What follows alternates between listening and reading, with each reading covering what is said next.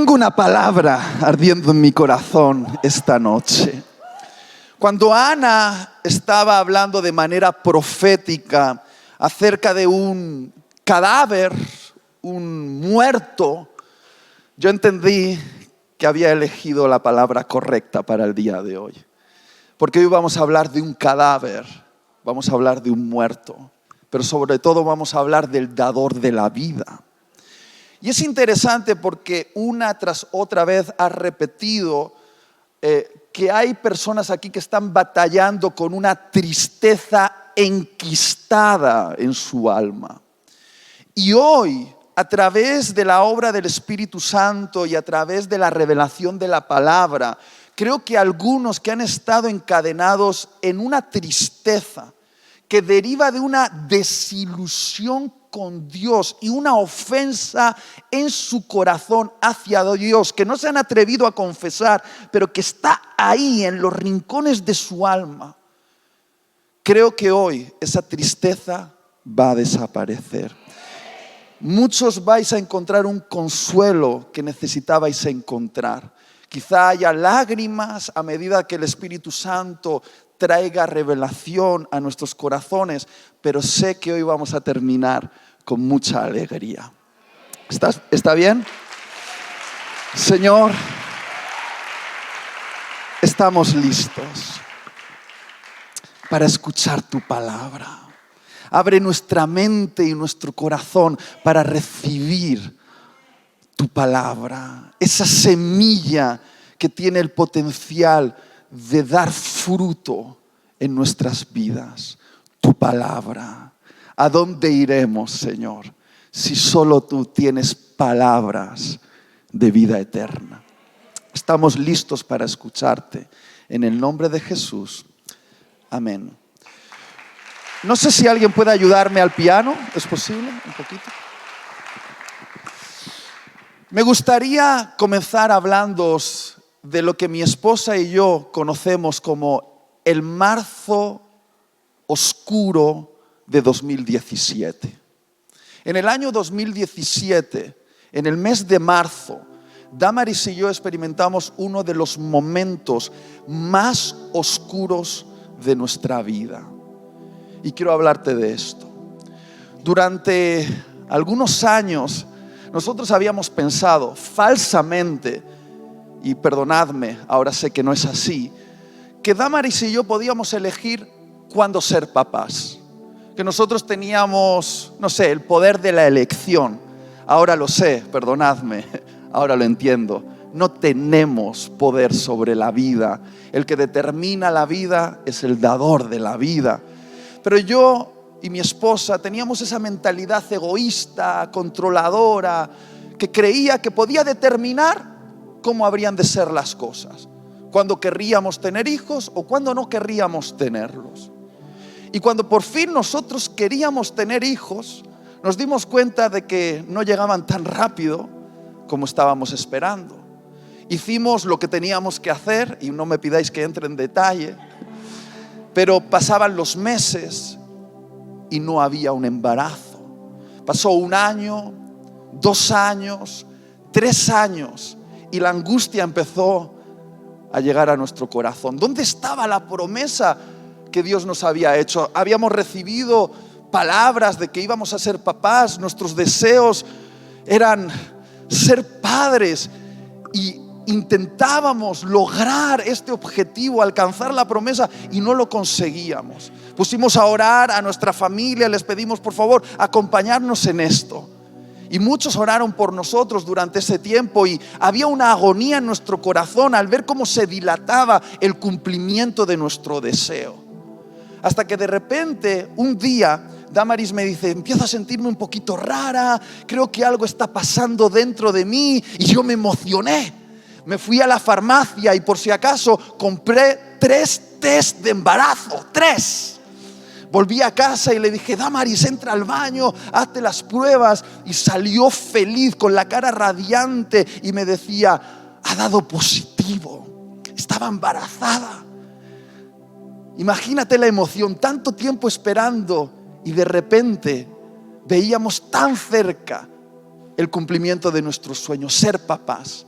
Y yo sé ahora que hay que ser prudente cuando el embarazo es muy reciente, lo sé ahora, pero perdonadme, estaba lleno de alegría, parecía que mi sueño se iba a cumplir y queríamos contárselo a todo el mundo. Llamamos a nuestros padres, a nuestros amigos, lo anunciamos en la iglesia. Tan solo tenía unas poquitas semanas de embarazo, pero nos encargamos de contárselo a todo el mundo. Estábamos emocionados. ¿Me entendéis? Estábamos emocionados. Empezamos a prepararlo todo porque íbamos a ser papás, a planificar en qué habitación iba a estar nuestro bebé y empezamos a soñar con el futuro que iba a venir. Hasta que de repente, más o menos en la semana número 9, Damaris dijo, no sé, es que algunas de las señales del embarazo que me solían acompañar ya no están, siento que algo raro está pasando, como si algo hubiese perdido la vida dentro de mí. Nos pusimos muy nerviosos y fuimos rápidamente al ginecólogo, nos hicieron la prueba y nos dieron el veredicto. El bebé había dejado de latir, el embrión había muerto. Eso es lo que nos estaban diciendo, se terminó. Y nos dieron una fecha, nos dijeron, mira, por salud de la madre es necesario extraer este embrión porque ya no tiene vida y eso puede ser perjudicial para ella. Tiene que ser extraído de ella. Y claro, yo soy un hombre de fe. Mi mujer es una mujer de fe. Y nos plantamos y dijimos, no. Dios nos dio una promesa y la vamos a recibir. Va a haber vida en ese vientre. Tú puedes decir que está muerto, pero nosotros creemos que Dios puede traer resurrección a lo que está muerto. Teníamos 10 días y se lo comunicamos a todos nuestros familiares y amigos. Orad por nosotros, orad por un milagro, orad para que ese bebé en el vientre de Damaris cobre vida nuevamente. Nosotros creemos que puede resucitar. Yo soy un hombre de Dios y entonces quise aplicar toda la fe y declarar todo lo que sé declarar. Pedí a amigos que llegasen a casa y pusiesen sus manos sobre el vientre de mi mujer porque yo creía que podíamos ver un milagro. Por favor, entiéndeme, yo he visto muchos milagros. Yo sé que esta es una iglesia que ha visto muchos milagros. Entonces yo sé que Dios lo puede hacer. Oramos y llegó el día. Fuimos al hospital, ahí tenían que hacerle eso que conocemos como el legrado, la extracción, pero le dijimos al médico, antes de que hagas nada, queremos que vuelvas a comprobar qué es lo que está ocurriendo en el vientre de Damaris, porque creemos que puede haber vida, lo creemos. El médico nos vio con cara extrañada diciendo, qué tipos tan raros. Nos hizo la prueba y nos dio la noticia. Nada había cambiado. El bebé no tenía vida, no latía su corazón. Nos rompimos a llorar. Yo vi cómo llevaban a mi mujer dentro para hacerle la extracción y por favor que ninguna mujer me diga que algo como un aborto no produce un dolor emocional. Yo he visto cómo a mi mujer, al hacerle el legrado de este aborto espontáneo, cómo eso le afectó en el alma. Mira, yo no me creo cuando alguien dice, no, eso no me afecta, eso no significa nada. Sí significa algo, sí afecta. Al fin y al cabo yo soy el papá y lo estaba viendo todo desde fuera, pero una mamá lo lleva en las entrañas, una mamá lo está gestando. Vi a mi mujer regresar rota. Regresamos a casa y estábamos llorando y preguntándonos cosas. Pero claro, entiéndeme bien, Tony, Ana, yo soy un hombre de Dios. Yo he visto milagros y tenía que mantenerme firme. Tenía que hacer como que esto no me estaba moviendo el piso, como que esto no me estaba afectando y me quería mantener firme. Damaris lloraba, estaba viviendo su duelo, pero yo me tenía que mantener firme y de repente me llaman por teléfono y me dicen que mi abuelo, mi querido abuelo, mi abuelito del alma, había muerto. Y quiero que te imagines, acabábamos de perder nuestro bebé, nuestro sueño del futuro, y ahora me estaban diciendo que mis recuerdos del pasado también estaban desapareciendo. Mi abuelo, que representaba para mí mis historias de la niñez. Fuimos al funeral y yo me intentaba mantener fuerte, pues diciendo, bueno, yo sé dónde está mi abuelo, él era un hombre de Dios, creyendo pues esto, que mi función como hombre de Dios era mantenerme fuerte, hacer como que esto no me estaba afectando, como que no me estaba moviendo el piso. Y de repente, cuando llegamos a casa, yo me estaba manteniendo fuerte. Damaris estaba viviéndolo como yo creo que es saludable vivirlo, llorándolo y adorando a Dios en medio de su dolor. Pero yo todavía no había llegado hasta ese punto, hasta que de repente ocurrió algo. Y yo no sé si tú alguna vez has aguantado y aguantas el impacto del sufrimiento en tu vida, y de repente ocurre una cosa insignificante, pero es la gota que colma el vaso. Llegamos a casa y la nevera se había roto. Y literalmente la comida durante todos esos días que habíamos estado fuera en el funeral de mi abuelo se había podrido. Y entonces eso fue para mí la gota que colmó el vaso. Me enfadé, me enfurecí por dentro y le dije, Dios, ya basta, hasta aquí. ¿Qué es lo que estás intentando hacer? Porque no lo entiendo. Y me metí en la habitación y tuve una conversación muy cruda con Dios. Y voy a hablarte acerca de esa conversación. Pero antes quiero que me acompañes a un episodio en las Escrituras que nos narra también el duelo de dos hermanas que tuvieron que enterrar a su hermano querido. Yo sé que esta es una iglesia de fe, una iglesia que ha visto incluso la resurrección de una niña que llevaba 18 minutos muerta. Pero sé que algunos aquí se están preguntando, ¿y qué pasa cuando lo que esperas que ocurra no ocurre? Y hoy el Señor quiere traer consuelo a nuestro corazón.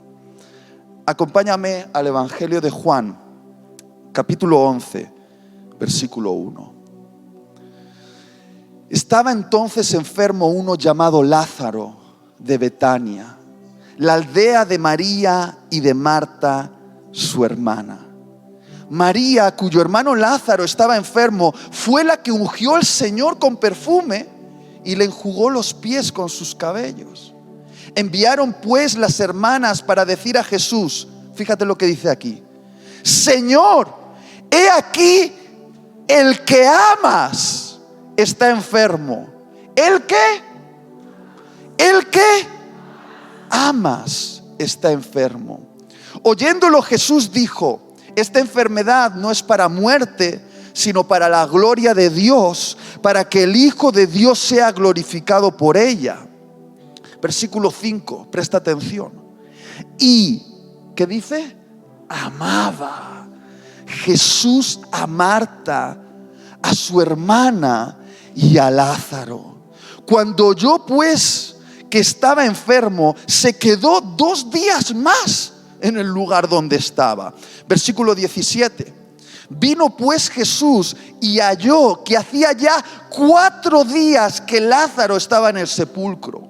Betania estaba cerca de Jerusalén, como a 15 estadios, y muchos de los judíos habían venido a Marta y a María para consolarlas por su hermano.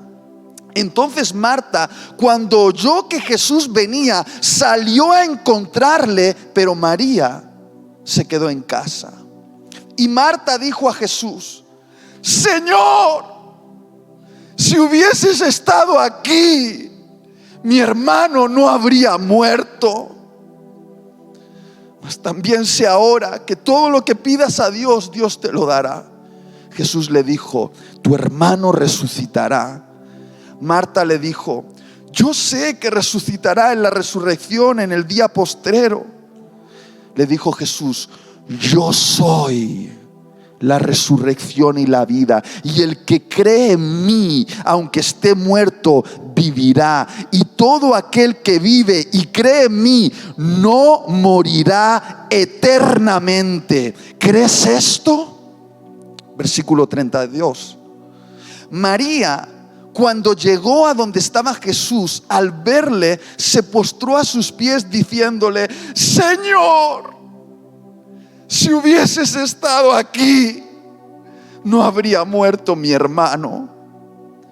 Jesús entonces, al verla llorando y a los judíos que la acompañaban también llorando, se estremeció en espíritu y se conmovió y dijo: ¿dónde le pusisteis? Le dijeron: Señor, ven y ve. Jesús lloró. Dijeron entonces los judíos: mirad cómo le amaba.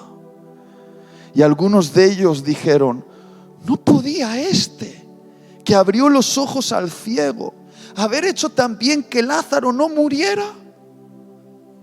Jesús, profundamente conmovido otra vez, vino al sepulcro. Era una cueva y tenía una piedra puesta encima. Versículo 43. Y clamó a gran voz y dijo: ¡Lázaro! ¡Ven fuera! Y el que había muerto salió. Por favor, préstame toda la atención que te sea posible en los próximos minutos, porque vamos a hablar de nuestro sufrimiento, del dolor que vivimos y cómo Jesús se relaciona con ese sufrimiento y ese dolor.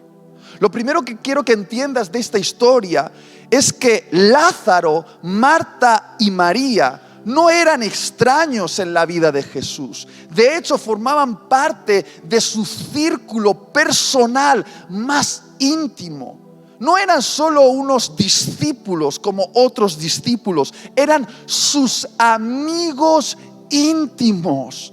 La Biblia dice que cada vez que Jesús iba a Jerusalén a hacer ministerio, Él no se quedaba a pasar la noche en Jerusalén, sino que recorría aproximadamente unos 3 kilómetros de distancia e iba a la aldea de Betania, donde vivían Lázaro, Marta y María, para pasar la noche con ellos.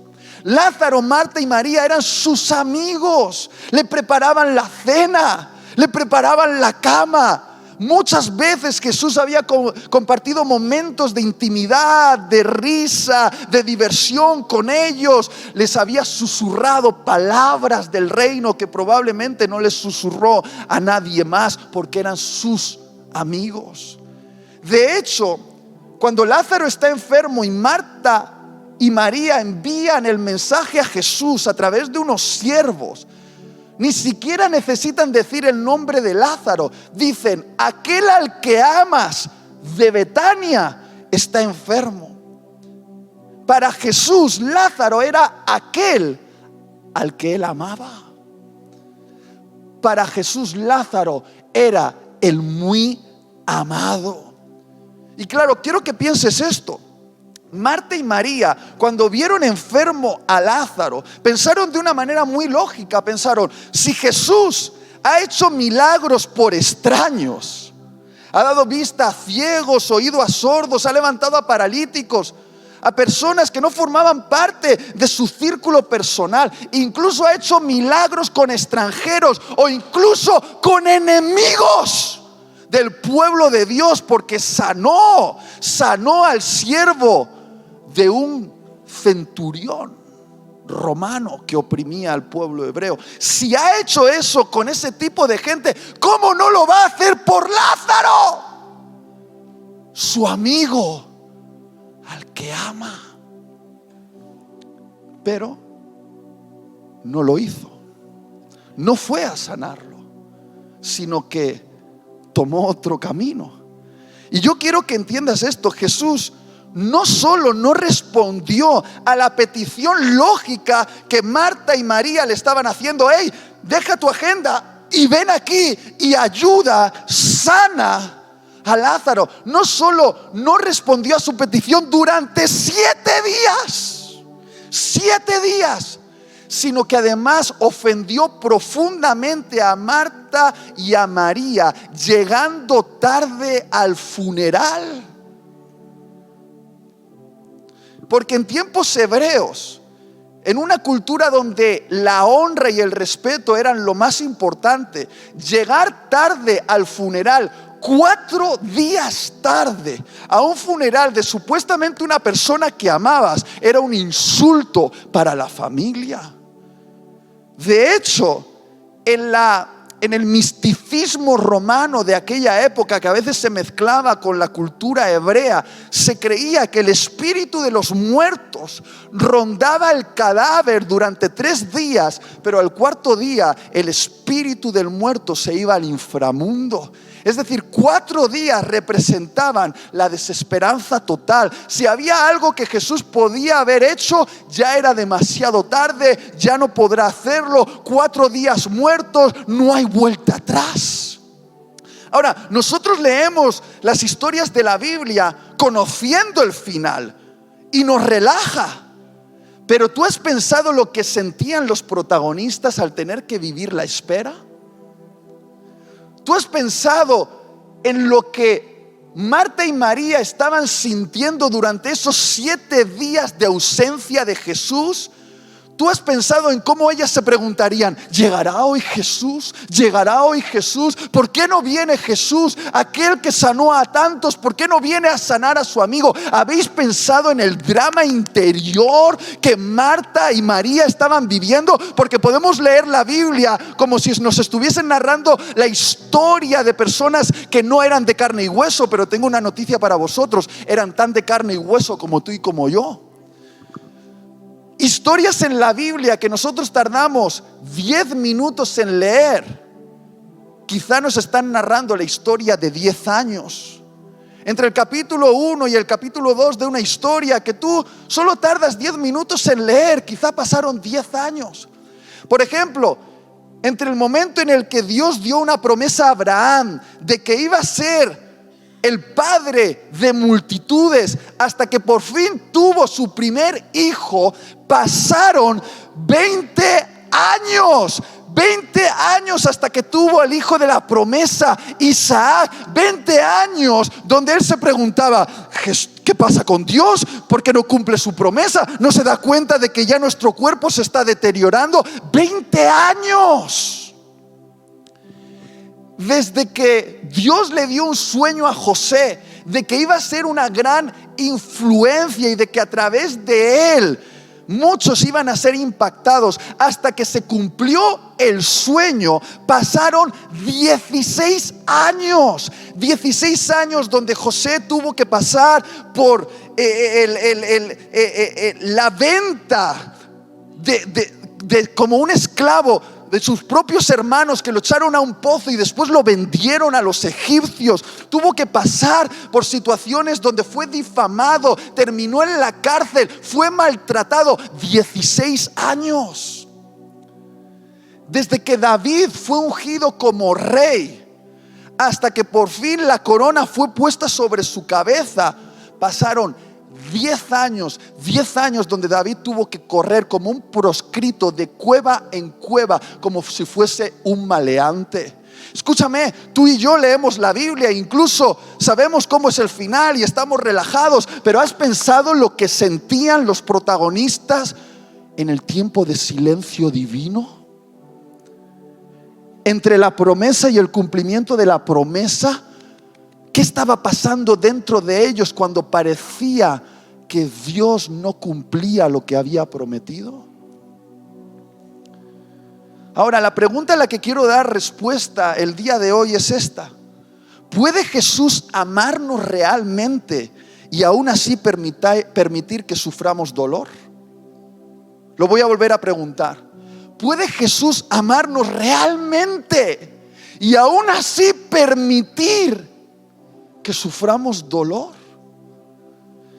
En el texto que acabamos de leer se repite hasta 5 veces que Jesús amaba a Lázaro y aún así permitió que Lázaro muriese.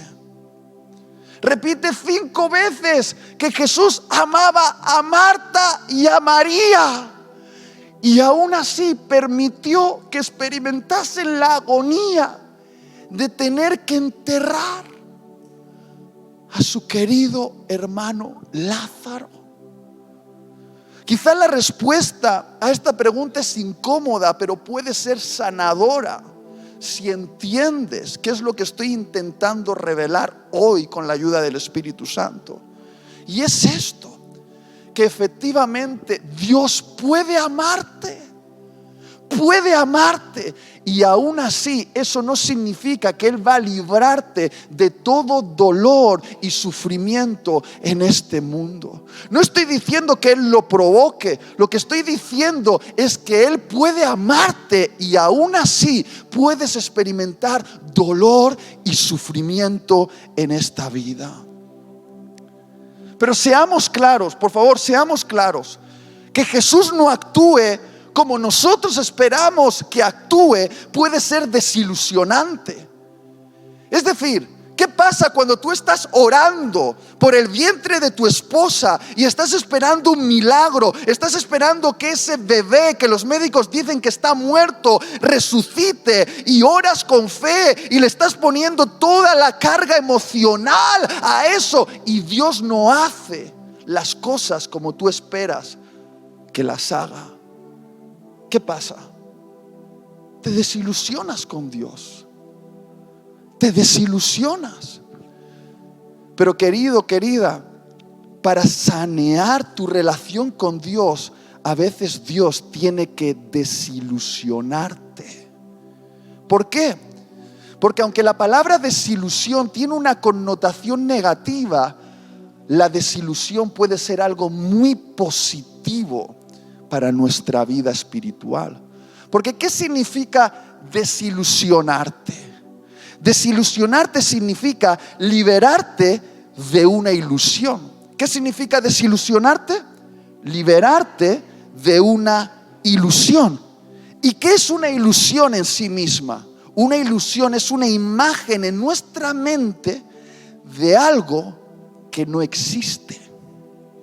¿Qué es una ilusión? Una imagen en nuestra mente de algo que no existe.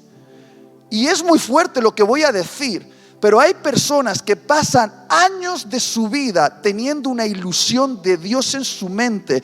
De alguna manera, algo de Dios en su mente es una ilusión. Es decir, no se corresponde con la verdad revelada en las Escrituras. Y cuando tú te intentas relacionar con un Dios que no es más que una ilusión en tu mente, te estás intentando relacionar con un Dios que no es real.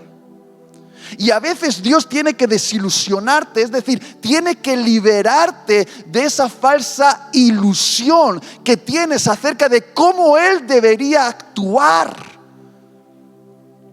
Yo no sé cómo has llegado a esa conclusión, quizá por algo que te dijeron, o por alguna carga emocional, o por algo que escuchaste, no sé, pero puede ser que tengas una ilusión en tu mente acerca de Dios, de la cual Dios te tenga que desilusionar. Y una de las desilusiones necesarias que tenemos que vivir es liberarnos de la falsa ilusión de creer que aunque Dios nos ame, que si Dios nos ama, Él nos va a liberar de todo sufrimiento y dolor en esta vida. Porque eso es una ilusión. No hay una promesa en la Biblia de que porque Dios nos ame en esta vida, Él nos vaya a liberar de todo sufrimiento y dolor como nosotros queremos que lo haga en el momento. Y vuelvo a decirlo, yo soy un hombre de fe. Yo creo en la liberación, en la sanidad y en los milagros, pero también creo que la Biblia es veraz y puedo leer cada capítulo en la Biblia de los hombres y mujeres de Dios que Él amaba.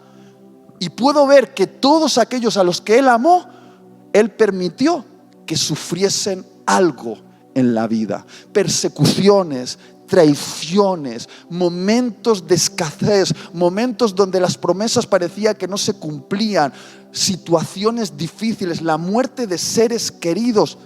Mira, Coge un rotulador rojo y haz este ejercicio. Comienza desde la página número 1 de la Biblia hasta la última página de la Biblia, desde Génesis y Apocalipsis, y subraya con rojo todos los momentos donde Dios dejó sufrir de alguna manera a personas que Él amaba.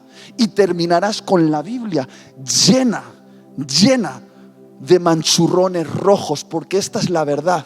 Aunque Él nos ame, Él no nos va a librar de todo dolor y sufrimiento en este tiempo de vida. Y necesitamos desilusionarnos de esa mentira, porque cuando tú intentas relacionarte con un Dios producto de una ilusión y Él no hace lo que tú esperas que haga, te puedes ofender con Dios. Y hay muchas personas que se ofenden con Dios cuando Dios no hace lo que ellos esperan y se alejan de Él para siempre. Y lo que tenemos que entender es que para Dios lo más importante es tener una relación contigo.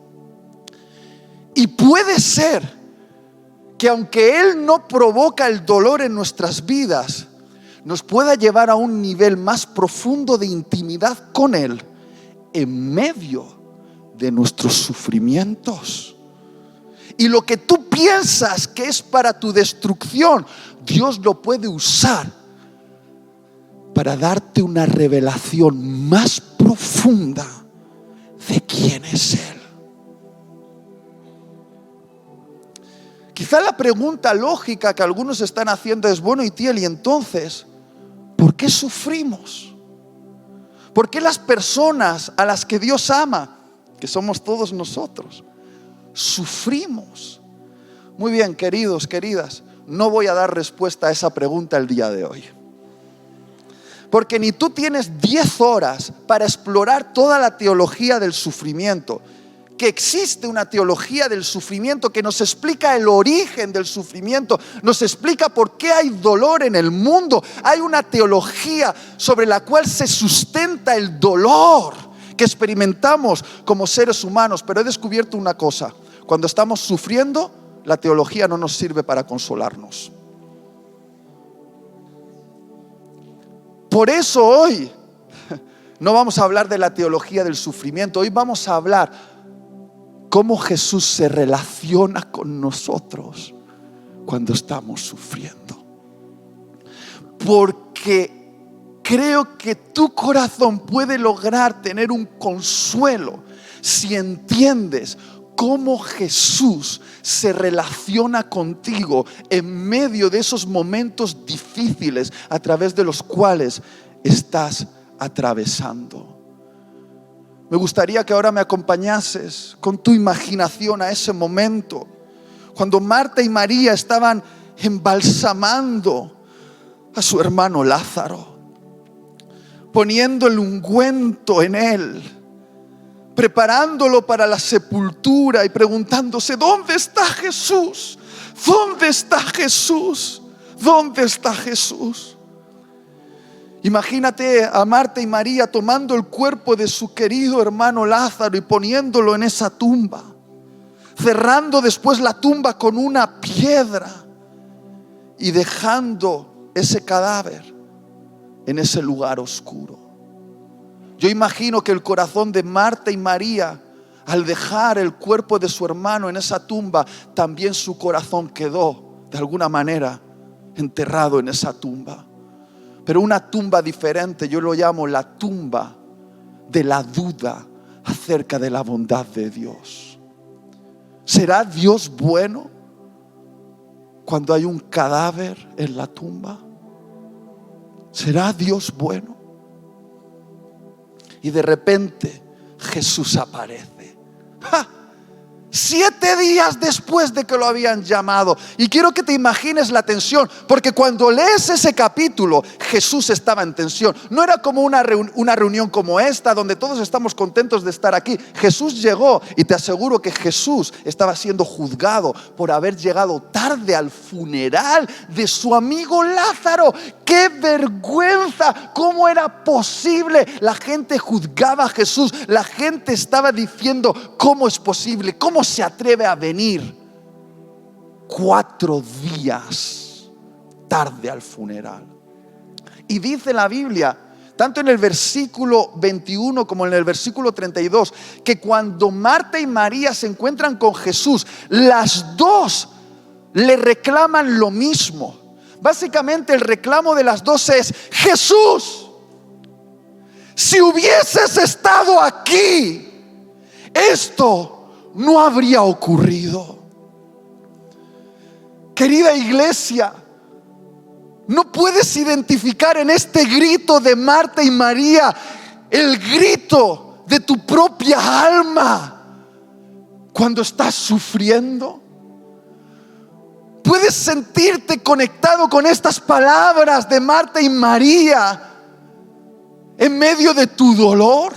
Y no estoy hablando de esos dolores insignificantes de los que a veces nos quejamos cuando la rueda del coche se nos ha pinchado, o internet se nos cae en la casa, o en nuestro equipo favorito tiene una mala racha y está perdiendo partidos. Esos dolores de los que hablamos, que nos damos cuenta de que en realidad no son dolores, cuando llega un dolor de verdad.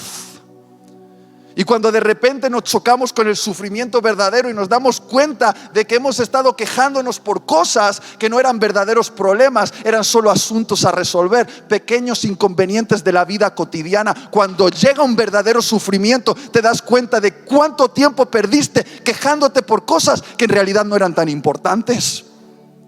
Estoy hablando de los sufrimientos de verdad, que tienen la forma del diagnóstico de un médico que te dice: tienes cáncer y se está extendiendo. Hablo de sufrimientos que tienen la forma de un abuso sexual por parte de aquella persona en tu familia que supuestamente debía protegerte cuando eras una niña y no lo hizo, sino que abusó de ti.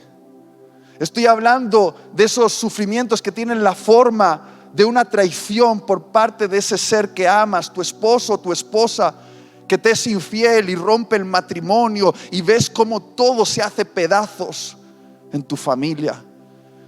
Estoy hablando de ese sufrimiento que tiene la forma de un despido a los 50 años, con un montón de deudas en la casa, y te preguntas: ahora, ¿cómo afrontaré el desafío económico que tengo por delante? Estoy hablando de los sufrimientos que tienen la forma de un accidente, una enfermedad, una pérdida, una traición. Estoy hablando de los sufrimientos verdaderos.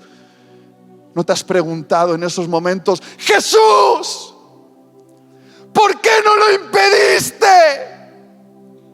Jesús, ¿por qué no hiciste algo para evitarlo? Jesús, ¿dónde estabas cuando me estaba ocurriendo esta tragedia?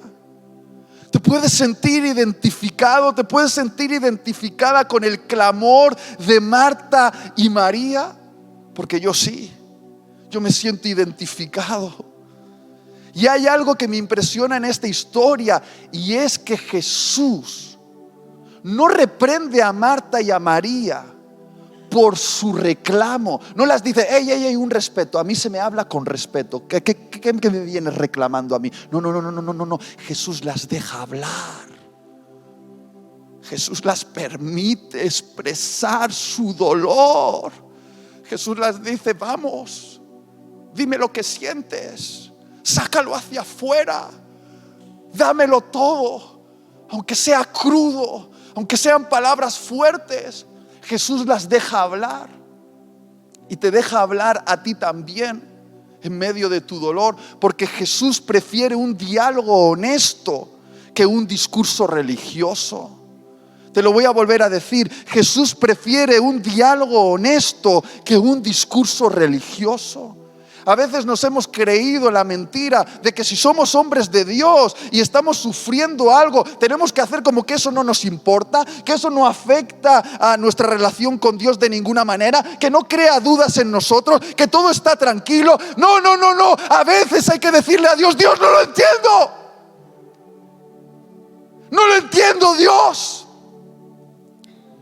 Y Dios sabe que es necesario que saques ese dolor hacia afuera, porque si lo dejas dentro, si lo mantienes ahí y dejas que se pudra, se va a convertir en amargura que te va a envenenar por dentro. Y Jesús sabe que la manera de sanearte es sacándolo hacia afuera. Y el lugar correcto donde derramar tu dolor es en la presencia de Jesús. Jesús es el lugar correcto donde derramar tu dolor. Y Él dice: vamos, dámelo todo, dámelo. Aunque sea con palabras crudas, aunque tengas que decirme que no lo entiendes, aunque este diálogo vaya a ser difícil, hablémoslo. Ven y desahógate. Yo puedo ver esto en la historia de Job. Claro, nosotros vemos la historia en panorámica y vemos lo que Job no estaba viendo, que había una batalla en el cielo por ver si Job era capaz de adorar a Dios en medio del sufrimiento. Pero Job no sabía esto cuando estaba sufriendo. Y Job, un hombre justo, que pierde sus posesiones, sus hijos, y una enfermedad toca su cuerpo, una lepra, una especie de sarna pegajosa, lo pierde todo. Y entonces Job empieza a hablar con Dios, y habla serio con Dios. Si tú lees Job, te darás cuenta de que Job le plantea algunas interrogantes a Dios, e incluso le dice: Dios, no te entiendo, no me parece muy justo lo que estás haciendo. Y le hace preguntas y le plantea cuestionamientos. Y es interesante porque Dios no responde a la mayoría de preguntas de Job, pero hay algo que Dios le da desde el principio a Job, y son sus oídos atentos, su presencia en medio del dolor. Job lo había perdido todo, pero no había perdido la presencia de Dios, el oído atento de Dios, diciendo: quizá parece que ahora no tienes nada, pero yo estoy aquí. Yo entré a esa habitación después de que la nevera dejó de funcionar. Entré con rabia en el corazón y le dije cosas duras a Dios, cosas que no voy a replicar aquí porque forman parte de mi diálogo íntimo con Él. Pero le dije que no lo entendía, que no tenía sentido para mí. Y me puse a llorar y me puse a reclamar, me puse a gritar, me eché en la cama de rodillas. Y te puedo decir una cosa: Dios no me respondió a muchas de las preguntas que le hice porque mi corazón no estaba listo para la respuesta en ese momento. Años después he entendido cuáles eran las respuestas a las preguntas que yo tenía en ese momento, pero fueron años después cuando las he entendido. Pero lo que yo sentí en esa habitación es que Él estaba ahí. Sentí su presencia en medio de mi dolor. Sentí que Él decía: vamos, Itiel, dámelo todo. Derrama tu dolor en mi presencia. Utiliza palabras crudas si hace falta. Yo no me voy a asustar. No me voy a asustar con tus palabras. Vamos. Quizá no te lo han dicho nunca, pero en medio de tu dolor, los oídos de Dios están atentos para escucharte. Y es muy interesante porque aquí viene lo más importante del mensaje, y lo que a mí me ha traído mucho consuelo es que Marta y María, aunque le hacen el mismo reclamo a Jesús, la respuesta que Jesús da a Marta y a María es diferente. A Marta, Jesús la habla con la verdad, casi entra en un debate con ella. Pero a María la acompaña en su dolor y llora con ella. A Marta, Jesús la ayuda a tener una perspectiva eterna y le revela su identidad. Le dice: yo soy. Pero a María le da sollozos, le da consuelo. A Marta la ministra con la verdad, a María la ministra con las lágrimas. Y querida iglesia, todos necesitamos alguno de estos dos ministerios cuando estamos sufriendo. Que nos hablen la verdad o que nos acompañen con las lágrimas. Que nos hagan ver las cosas desde una perspectiva eterna o que lloren con nosotros, que sean empáticos y nos consuelen con sollozos. Todos necesitamos esto y Jesús sabe lo que necesitas en el momento de tu sufrimiento. A Marta le habla la verdad, le da una perspectiva divina. Marta le dice a Jesús: Jesús, la muerte ha vencido. La muerte ha vencido. Y Jesús se para delante de Marta y le dice: no, Marta. No, Marta, estás equivocada. La muerte no ha vencido. Yo soy el vencedor último.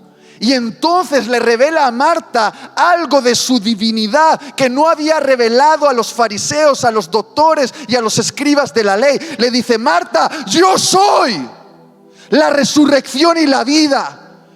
Y después le dice: y el que cree en mí no morirá eternamente. Es decir, Marta le estaba hablando de la muerte puntual de Lázaro y de repente Dios dice: vamos a verlo todo desde una perspectiva más amplia, desde más arriba, desde una perspectiva eterna. Desde una perspectiva eterna, Marta, la muerte no ha vencido. Yo soy el vencedor último y Lázaro, aunque parece que está muerto, en realidad vivirá eternamente. Quiero que observes esto. Por favor, ¿me pueden ayudar los sugieres? Vamos a levantar esta cuerda.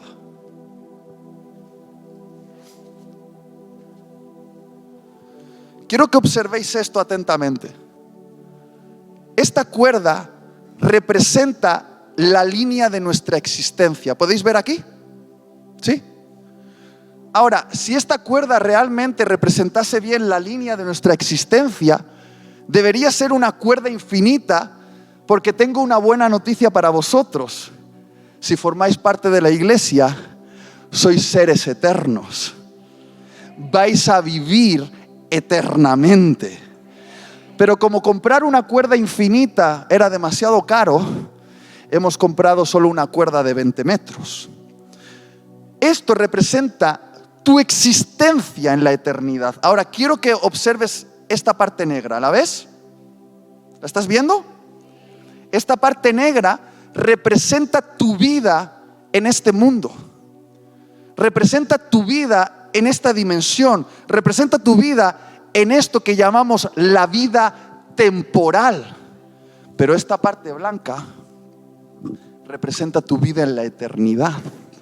Representa tu vida en el cielo nuevo y la nueva tierra. Representa tu vida en la dimensión eterna. Ahora quiero hacerte una pregunta. ¿Cómo de largo puede ser esta franja negra? ¿80 años? ¿90? ¿100? ¿Pero qué tamaño tiene esta? Millones de millones de millones de millones de años en la eternidad. 100 años comparado con millones de años en la eternidad. Nosotros tenemos una vista tan pequeña que concentramos todos nuestros deseos en esta pequeña franja negra, cuando en realidad las promesas de Dios, y lo ha dicho Ana antes, tienen cumplimiento en la eternidad. Tú estás midiendo a Dios por lo que Él hace por ti hoy en esta franja negra y te pierdes lo que Jesús ya ha hecho por ti en la eternidad. Jesús no murió en la cruz para resolver solo tus problemas temporales. Él murió en la cruz para resolver tus problemas eternos. Escucha bien esto. Escucha esto. Jesús le dice a Marta: vamos a ver esto desde una perspectiva más alta, desde la eternidad. Ahora veamos las cosas desde la eternidad. Dios le dijo a Abraham: Abraham, tú serás el padre de multitudes. Cuenta las estrellas y así será tu descendencia. Cuando Abraham llegó al final de esta franja negra, ¿cuántos hijos llegó a ver? 2. Entonces, ¿qué? ¿Dios no cumplió su promesa? Desde la perspectiva eterna, Dios sí cumplió su promesa, porque la promesa iba a trascender la vida de Abraham. Y tengo una noticia para ti: los hijos de Abraham, que son como las estrellas del cielo, están hoy aquí representados, porque tú y yo somos de forma profética hijos de Abraham. Entonces, aunque Abraham en la franja negra de su vida no vio el cumplimiento total de la promesa, desde la perspectiva eterna, Dios cumplió su promesa. Y Abraham la está contemplando en la eternidad, porque Abraham hoy está disfrutando de todos sus hijos. Ahora, si en la Biblia leemos que Dios es nuestro sanador, pero en esta franja negra, y vuelvo a decir, Ana, yo creo que Dios sana y sana cosas impresionantes, pero también he visto que hay personas que batallan en su vida con ciertos problemas físicos y parece como que no consiguen lograr esa sanidad. Y Dios dice: yo soy tu sanador, yo soy tu sanador, yo soy tu sanador. Y resulta que todos aquellos a los que Dios incluso ha sanado, todos mueren. ¿Sí o no? Ahora, entonces, ¿Dios está fracasando en el cumplimiento de su promesa? No, porque desde una perspectiva eterna, aunque aquí nuestro cuerpo está en deterioro, desde una perspectiva eterna, ya Dios nos ha concedido un cuerpo resucitado que todos nosotros vamos a disfrutar, que no tendrá los efectos de la muerte, que ya no padecerá dolor ni envejecerá. Desde una perspectiva eterna, sí, Él cumple su promesa, Él es nuestro sanador y nos va a dar un cuerpo resucitado.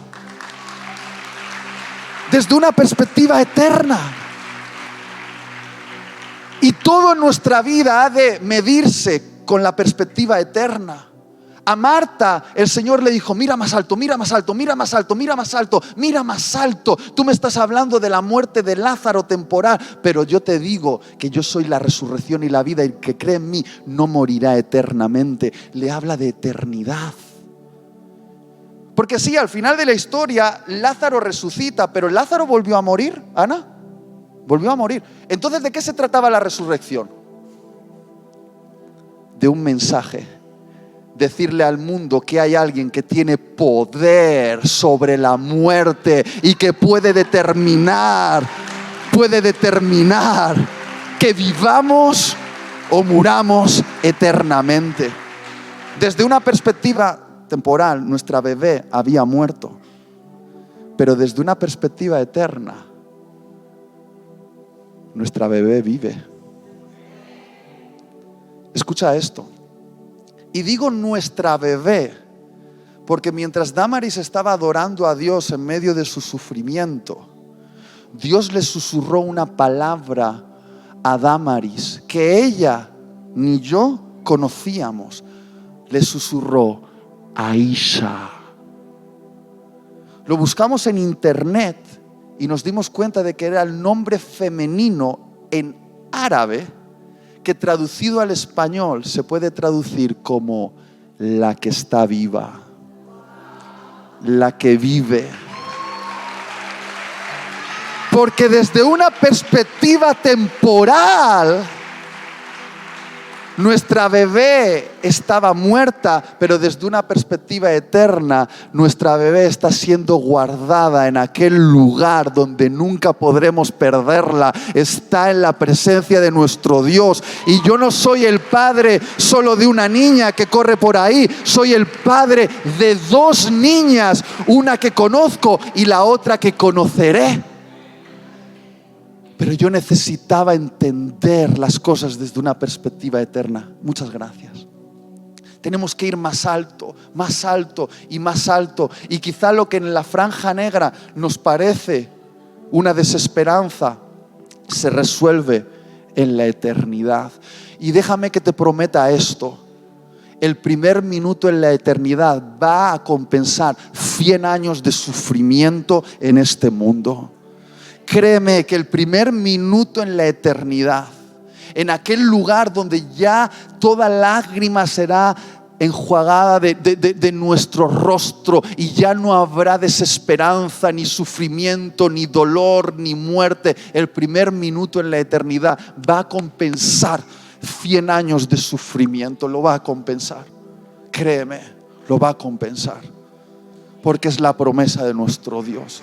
Desde la perspectiva eterna, todos aquí somos sanos, todos aquí estamos en paz, todos aquí estamos libres, todos aquí estamos prosperados. Yo no sé lo que estás viviendo en esta franja negra, pero desde la perspectiva eterna, Dios siempre cumple sus promesas y es el vencedor último. Yo soy, dice el Señor. Y Marta recibió la revelación del yo soy en medio de su sufrimiento. Yo soy. Y termino con esto. A María Jesús la acompañó con lágrimas. A María no la reveló la eternidad, ni debatió con ella, ni la confrontó. A María la dio el discurso silencioso más poderoso que podía darle, a través de sus lágrimas que la acompañaban en medio de su sufrimiento y la decían: estoy aquí contigo y siento tu dolor. Algunos se han preguntado por qué Jesús lloraba. Está claro que Jesús no podía llorar porque estuviese triste por la muerte de Lázaro, porque él sabía que iba a resucitar. Entonces, ¿por qué Jesús lloraba? Por empatía con su amada María, porque él estaba sintiendo el dolor de María y se identificaba con ese dolor. Y si su amada María estaba llorando, Jesús lloraba con ella. Cuando Damaris y yo perdimos ese bebé, muchas personas que nos aman intentaron consolarnos con palabras que sobraban. Así son las personas que no han experimentado el mismo dolor que tú. Intentan consolarte y lo hacen con buenas intenciones, pero lo hacen sin entender tu dolor. Me acuerdo que la decían a Damaris: tranquila, mujer legrada, mujer embarazada. La decían: no te preocupes, eran solo 9 semanas. Era un pequeño embrión, tranquila, te vas a volver a quedar embarazada. No le des tantas vueltas, vas a ser mamá. Y lo decían nuestros familiares y amigos con buenas intenciones.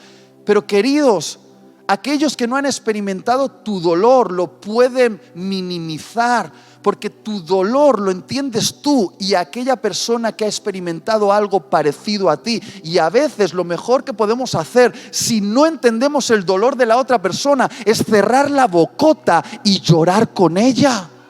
Y decirle: mira, no tengo nada que decirte, no me voy a hacer el espiritual, no te voy a dar un discurso ahora religioso, ni un versículo para explicarte por qué te pasa lo que te pasa. Voy a llorar contigo, voy a estar a tu lado en medio de tu dolor. Estoy aquí, llora, llora, llora. De hecho, yo he escuchado muchas veces esta frase, quizá algunos aquí la han escuchado también. Cuando uno está sufriendo, siempre viene el hermanito que te dice: no le preguntes al Señor por qué, pregúntale para qué. No le preguntes al Señor por qué, pregúntale para qué. Y sí, yo entiendo lo que quieren decir. Quiere decir que en medio del dolor y el sufrimiento puede haber un propósito que descubrirás, que hará algo en ti. Porque yo creo que el sufrimiento puede transformarnos y hacernos más parecidos a la imagen de Jesús. Pero queridos, cuando estás sufriendo, cuando estás batallando con un cáncer, o con la pérdida de un hijo, o con la bancarrota, o con la traición de tu marido, o con cualquier cosa así, preguntarte para qué es una trampa, porque no parece que hay un para qué. No parece que hay un para qué. Yo he aprendido que hay una pregunta mucho mejor que por qué, una pregunta mucho mejor que para qué, y es ¿con quién? Es ¿con quién? Y siempre que me he hecho la pregunta en medio de mi sufrimiento, ¿con quién?, he recibido de la boca de mi Señor Jesucristo conmigo. Yo soy tu pastor, que te acompaña por el valle de la sombra y de la muerte. No te puedo librar de este valle, tenemos que cruzarlo, pero mi vara y mi cayado te van a sostener, te van a dar aliento. No podemos evitar el valle, hay que cruzarlo, pero te prometo que a través de esta penumbra yo estoy contigo, querida oveja. Yo soy tu pastor, y al otro lado, créeme, al otro lado hay un valle con verdes prados y aguas que van a saciar tu sed y van a darte reposo. Pero no vas solo, no vas sola, vas conmigo. Eso es lo que yo he escuchado en medio de mis sufrimientos. Yo estoy contigo. Hay algo que entendí, querida Ana, querido Tony, solamente cuando fui papá. Que por cierto es interesante pensar que si hubiésemos visto nacer a Aisha, no conoceríamos a Alaya. Y pensando en esto, me ha volado la cabeza, porque ahora no me imagino una vida sin Alaya. Y resulta que ahora no solo tengo a Alaya, sino que también tengo a Aisha. Pero algo que he descubierto con Alaya es que los momentos de mayor intimidad que he tenido con mi hija ha sido cuando la he podido consolar en medio de su dolor. No es que a mí me guste que ella se caiga al suelo y se haga una herida, pero cuando ella se cae al suelo jugando y viene y me dice papi, y yo sé que esa herida se va a curar, que la vamos a echar un poquito de agua oxigenada, de mercomina y luego una tirita. Sé que esa herida no va a vencerla, sé que solamente es un pequeño proceso, pero hay un momento tan hermoso cuando ella te abraza y llora contigo y tú la dices, tranquila hija, esto va a pasar. Que une mi corazón a su corazón. Y yo quiero que pienses cómo se sentirá Dios cuando tú te estás quejando por el sufrimiento que vives, cuando quizás Dios está deseando consolarte en medio de tu sufrimiento, y quizás es tu oportunidad de que tu corazón y su corazón se unan de una manera que no podría unirse en tus éxitos. Y no es que a Dios le guste que suframos, pero yo sé que Dios puede decirnos algo susurrándonos al oído mientras nos abraza, que nos puede traer consuelo, y es: yo también. Tony, recuerdo que cuando yo estaba sufriendo por la pérdida de mi bebé, fui a la iglesia y había gente que decía esas tonterías, ¿no? No te preocupes, volveréis a quedar embarazados. Pero vino un hermano que me abrazó y me dijo: yo también perdí un bebé. Mi mujer y yo perdimos un bebé y entiendo tu dolor. Y me abrazó, lloró conmigo, y yo encontré en el yo también de mi hermano el consuelo que la teología no me estaba dando. Pero él me dijo algo, me dijo: pero sabes, Itiel, también el Padre puede decirte yo también. Y le dije: ¿cómo dices eso? Y él me dijo: porque el Padre también sintió el dolor de ver morir a su hijo en la cruz. Y Él te entiende. Él entiende el dolor de ese momento, lo entiende.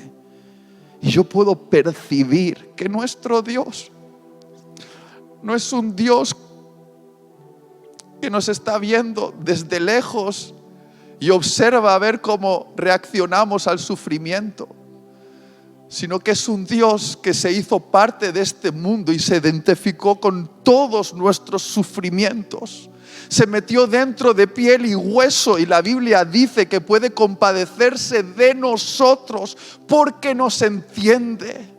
Zeus no puede decirte yo también. Alá no puede decirte yo también. Buda no puede decirte yo también. Jesús puede decirte yo también.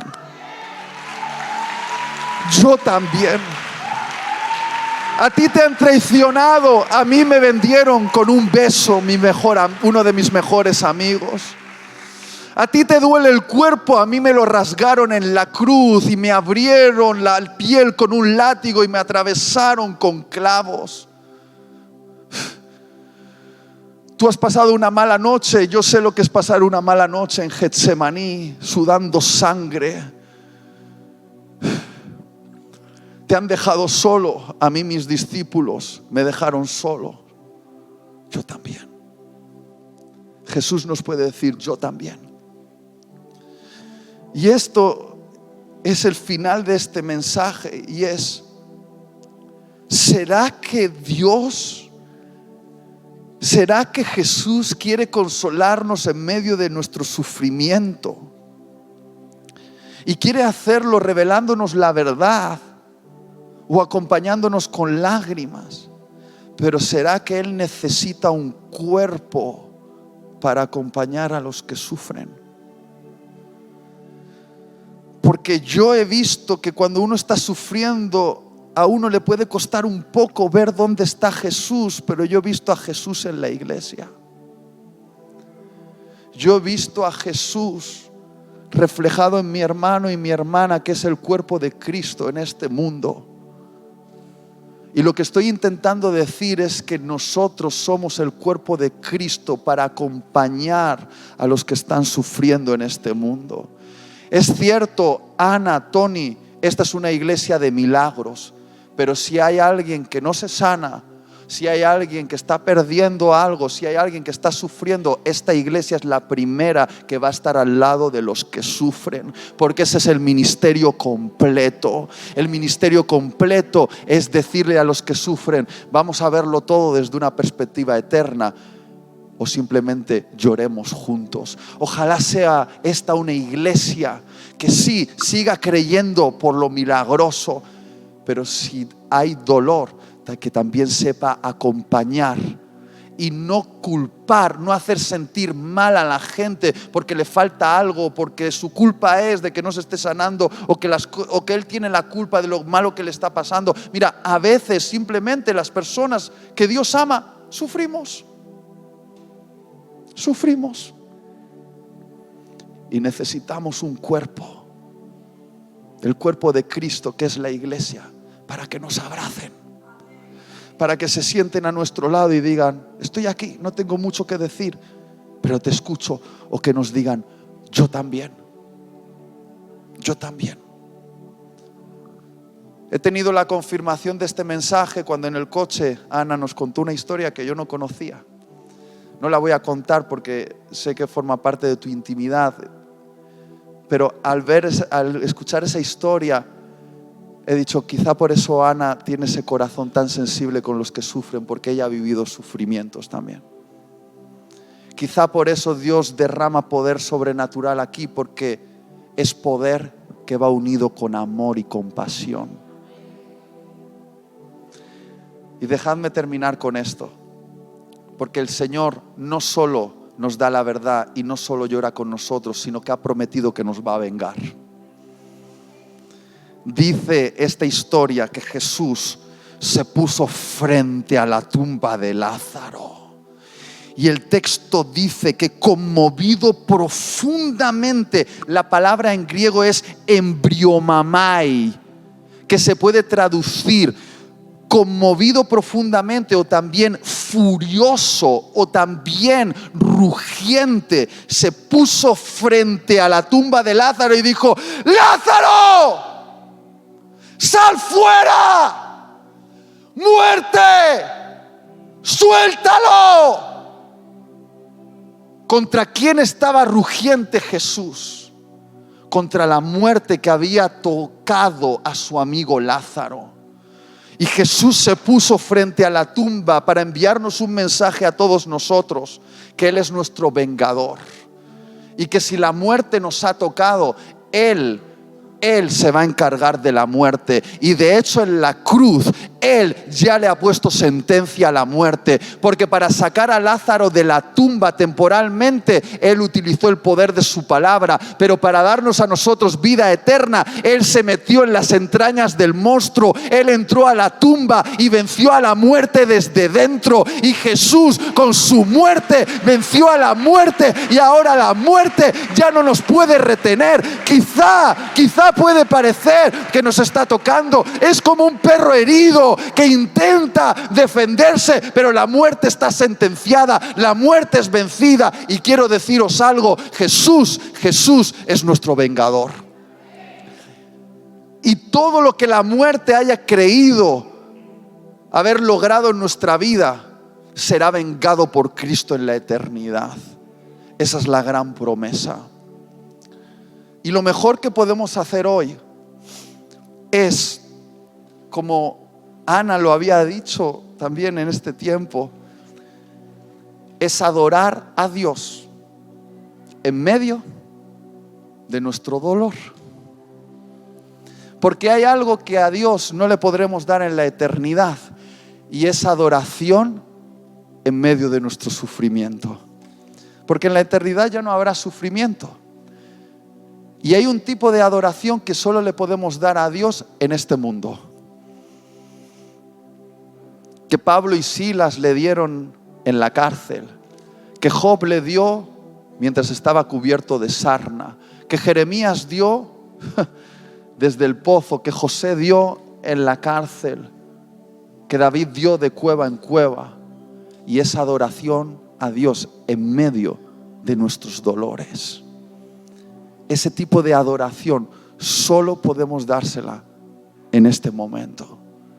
Si quieres darle algo especial a Dios, algo que no podrás darle en la eternidad, es gloria. Gloria en medio del sufrimiento. Porque que alguien se sane da gloria a Dios. Pero que alguien que no es sanado diga, sigo creyendo que Dios es bueno, y le adore, le da todavía una gloria mayor. Y hace que Cristo sea entronado y todos los demonios tiemblen al ver a una iglesia cuyo amor por Dios no mengua a pesar del sufrimiento. Quiero invitarte a ponerte de pie. Voy a pedir al grupo de alabanza que nos acompañe. Y me gustaría hoy tener un tiempo de consuelo para aquellos que digan, este mensaje es para mí. Si alguien en este momento dice, yo necesito este consuelo en medio de mi sufrimiento.